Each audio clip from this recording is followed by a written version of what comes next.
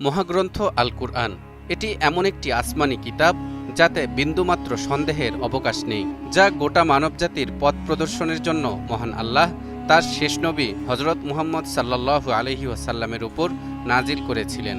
কিন্তু এই কিতাবে শুধু ধর্মীয় বিধিবিধান নয়, বরং আসমান এবং জমিনের এমন অজানা অনেক রহস্যের তথ্য দিয়ে রাখা হয়েছে, যা গবেষণা করে বিজ্ঞানীরা সত্য প্রমাণ করে চলেছেন।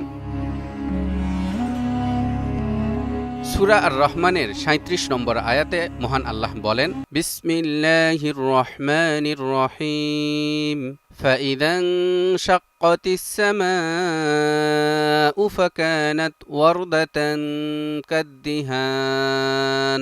যেদিন আকাশ বিদীর্ণ হবে সেদিন তা রক্তিম গোলাপের মতো লাল চামড়ার রূপ ধারণ করবে। এই আয়াতে কিয়ামতের দিনের কথা বলা হয়েছে। মুফাসসিরগণ লিখেছেন, আসমান বিদীর্ণ হওয়ার অর্থ মহাকাশ বা মহাবিশ্বের মধ্যকার পারস্পরিক আকর্ষণ বা ভারসাম্যের নীতি অবশিষ্ট না থাকা, মহাকাশের সমস্ত সৌরজগতের বিক্ষিপ্ত হয়ে যাওয়া। আরও বলা হয়েছে, জাহান্নামের আগুনের প্রচণ্ড তাপের কারণে গলে গিয়ে সে সময় আসমান গোলাপের মতো লাল চামড়ার বর্ণ ধারণ করবে। অর্থাৎ সেই মহাধ্বংসের সময় যে ব্যক্তি পৃথিবী থেকে আসমানের দিকে তাকাবে তার মনে হবে গোটা ঊর্ধ্বজগতে যেন আগুন লেগে গেছে। এখন প্রশ্ন হলো, এই আয়াত কি শুধুই একটি উপমা, নাকি এখানেও কোনো বৈজ্ঞানিক আভাস আছে? দর্শক, চলুন একটু গভীরে গিয়ে খুঁজে বের করার চেষ্টা করি। আয়াতে বলা হয়েছে ওয়ারদাতান কাদ্দিহান। ওয়ারদাহ মানে গোলাপ, আর দিহান শব্দের দুটো অর্থ আছে, শুকনো চামড়া অথবা গলানো গরম তেল। এখানে দুটো অর্থই গ্রহণ করা যায়। তাহলে অর্থটা কেমন দাঁড়ালো? কিয়ামতের দিন আকাশটাকে মনে হবে গরম তেলে গলে যাওয়া কোনো গোলাপ, অথবা এমন গোলাপ যা দেখতে অনেকটা শুকনো চামড়ার মতো। আয়াতে আল্লাহ বলেছেন, যেদিন আকাশ বিদীর্ণ হবে সেদিন মানুষ এ দৃশ্য দেখতে পাবে। আর এখন এমন দৃশ্য দেখতে চাইলে বায়ুমণ্ডল অতিক্রম করে মহাকাশে যেতে হবে। কাজেই আপনি যদি আকাশ বিদীর্ণ করার মাধ্যমে মহাকাশে যেতে পারেন, অথবা আপনার উদ্ভাবিত সরঞ্জাম দিয়ে সে পর্যন্ত পৌঁছাতে পারেন, তাহলে গরম তেলে গলে যাওয়ার মতো একটি বিস্ময়কর গোলাপ দেখতে পাবেন। মহান আল্লাহ তাআলা কোরআনে এমন কোনো দৃষ্টান্ত দেননি যা মানুষ বুঝতে পারবে না। এই আয়াতেও যে দৃষ্টান্ত দিয়েছেন তা মহাকাশ বিজ্ঞানীরা অত্যাধুনিক টেলিস্কোপের মাধ্যমে রোজেট নেবুলা নামের এক ব্যতিক্রমী নক্ষত্র আবিষ্কার করে প্রমাণ করেছেন, যা দেখতে অনেকটা রক্তবর্ণ গোলাপের মতো অথবা গলে যাওয়া তেলের মতো।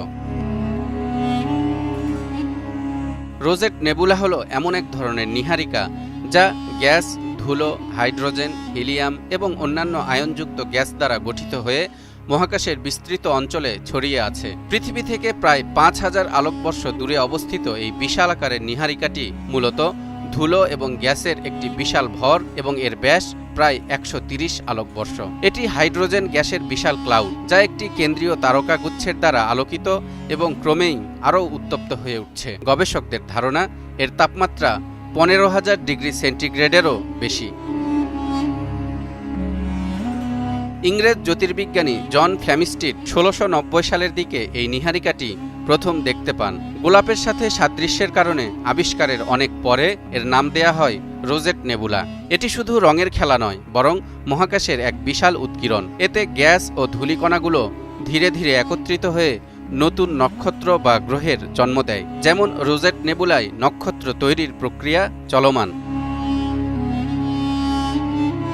যত দিন যাচ্ছে আমরা মহাকাশের আরও অনেক রহস্য জানতে পারছি, কিন্তু সৃষ্টির একমাত্র সত্তা আল্লাহ তাআলা হাজার বছর আগে আমাদের সেই সমস্ত রহস্য সম্পর্কে জানিয়ে দিয়েছেন, যেগুলি আজ আমরা বৈজ্ঞানিকভাবে আবিষ্কার করছি। আকাশ বিদীর্ণ হবে এটি শুধু একটি ভবিষ্যৎবাণী নয়, বরং মহাবিশ্বের সৃষ্টি ও ধ্বংসের একটি প্রকৃত অবস্থা। মহাবিশ্বের এই ভাঙন, বিস্ফোরণ বা জন্মনিধনের প্রক্রিয়া বিজ্ঞানের কাছে অবিশ্বাস্য মনে হলেও ইসলামের দৃষ্টিতে এটি আল্লাহর অনন্ত শক্তির একটি সাক্ষী। তাই তো মহান আল্লাহ তাআলা এই সূরা রহমানেই বারবার বলেছেন, তোমরা তোমাদের প্রতিপালকের কোন কোন নেয়ামতকে অস্বীকার করবে।